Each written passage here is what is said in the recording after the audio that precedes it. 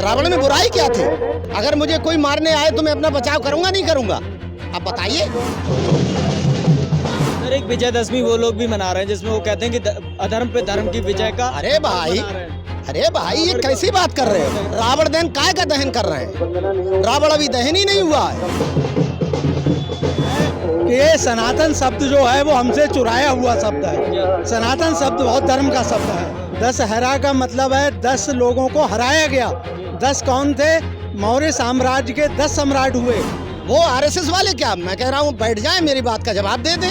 वो तो असमानता फैला रहे हैं, षड्यंत्र फैला रहे हैं, अंधविश्वास फैला रहे हैं, ढोंग पाखंड फैला रहे हैं। जो हमारी हार हुई और इन मनुवादी लोगों की जीत हुई, उस पर आधारित ये त्योहार है इनके।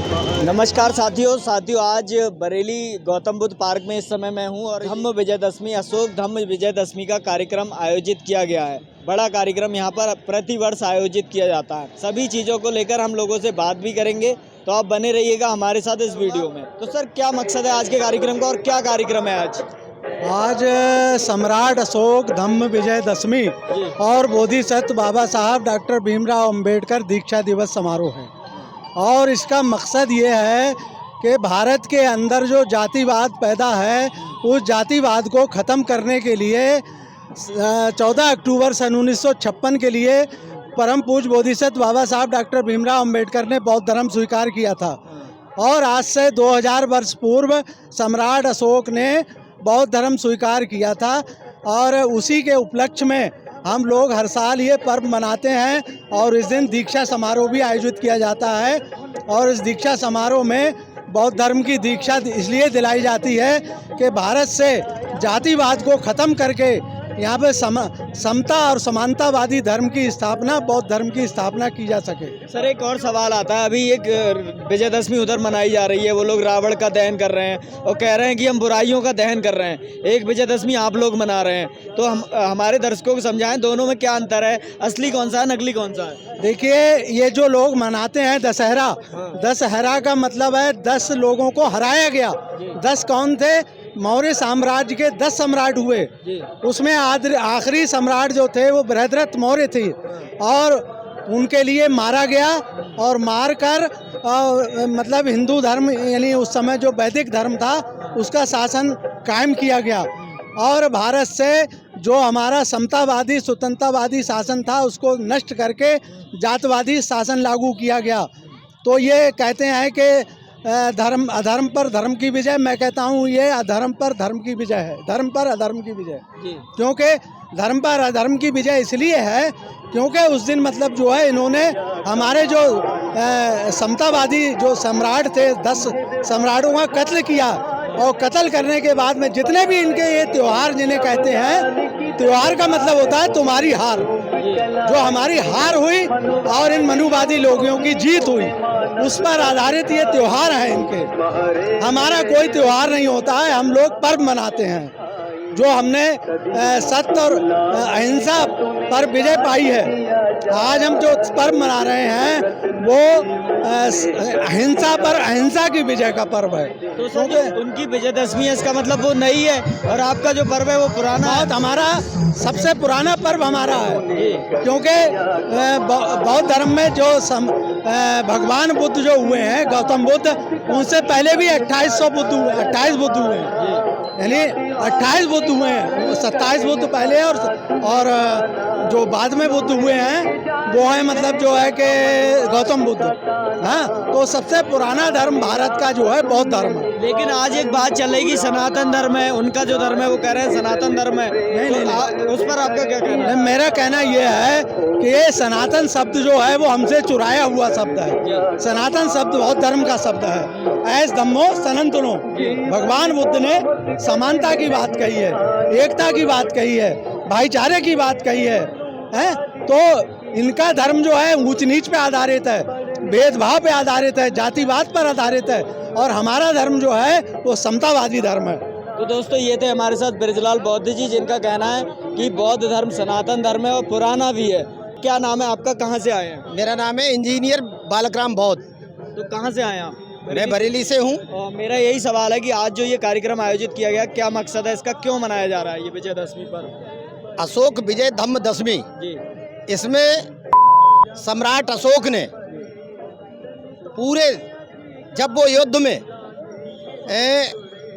देखा कि इससे लाखों हजारों लोगों को काट दिया और इससे कोई लाभ नहीं, तो उनका हृदय करुणा से भर गया और उन्होंने अपना जो हथियार हैं वो डाल दिए और उन्होंने युद्ध ना करने की घोषणा की।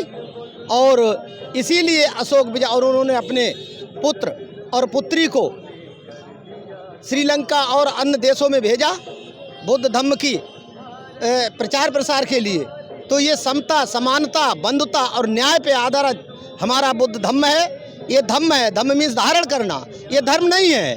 और इसमें जो है, लेकिन जो अभी ब्रिजलाल बौद्ध जी बता रहे थे, सनातन, सनातन तो ये समानता की जो बात करता हो वो सनातन है, जो असमानता की बात करता हो वो सनातन कैसे है? तो सनातन जो हमारा है ये हमारा ही शब्द है, उन्होंने सनातन ले लिया है।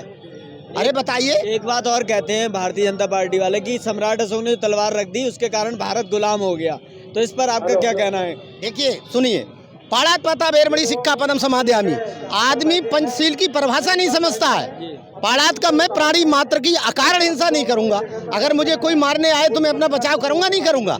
अब बताइए, ये वो गलत कहते हैं। हाँ, तो बुद्ध धम्म जो है समानता का है और ऐसा नहीं है कि हम बैठे रहें और हमारा घर बार पे कोई कब्जा कर ले, जमीन पे कब्जा कर ले। राष्ट्रीय स्वयंसेवक संघ की एक पत्रिका है, वनवासी पत्रिका, उसने छापा था कि सम्राट अशोक ने तलवार रख दी इसलिए भारत गुलाम हो गया, तो इसका आप कैसे जवाब देंगे संघ को?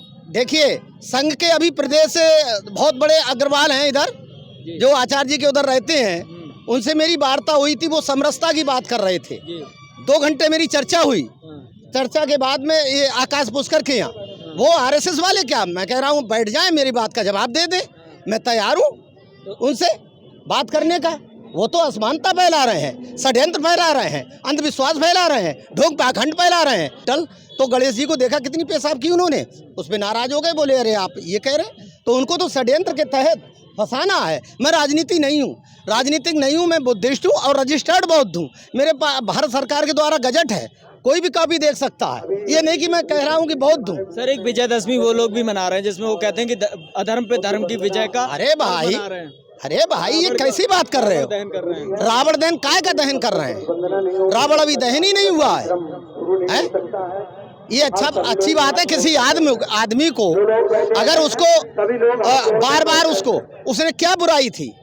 रावण में बुराई क्या थी?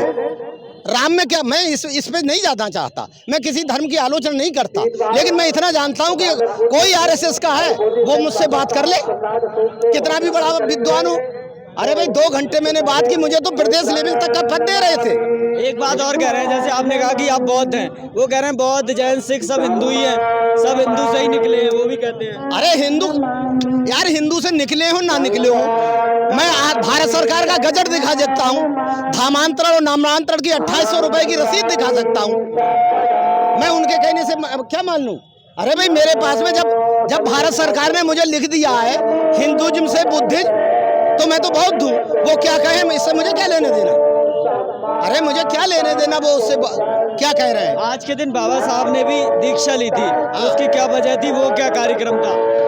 देखिए, बाबा साहब ने दीक्षा इसलिए ली जाति खत्म करने के लिए, जाति विहीन समाज की स्थापना करने के लिए, समानता की बात करने के लिए। लेकिन कहाँ, कौन से बौद्ध ने जाति खत्म की है? सारे बौद्धों को मैं कह रहा हूँ सब अनुसूचित जाति से बौद्ध है। मैं आपको एफिडेविट पढ़ लीजिए, मेरी जाति भी बौद्ध है, वर्ण भी बौद्ध है। जब तक इस देश के अंदर जातियां बनी रहेंगी कभी समानता नहीं आ सकती।